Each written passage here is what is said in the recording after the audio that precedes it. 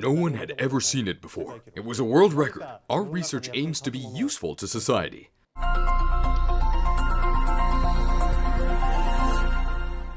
I am Okoshi, Project Officer of Spring GX, development of green materials based on physical chemistry. We focused on titanium oxides as possible materials. When we nanoparticulated this black one, we came up with a new crystal structure that had never been reported before.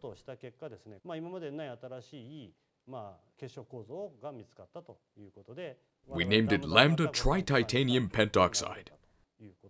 One of the desired performance characteristics of thermal storage materials is the ability to produce heat instantaneously.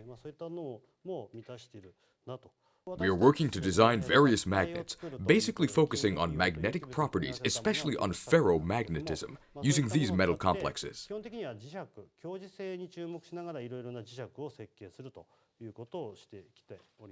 I was thinking about what kind of material would serve as a magnet that changes its performance in response to water vapor or humidity. Then, I actually found this material. This is the first example of a humidity-induced magnet, and we have been advancing further studies on it. This is our recent result.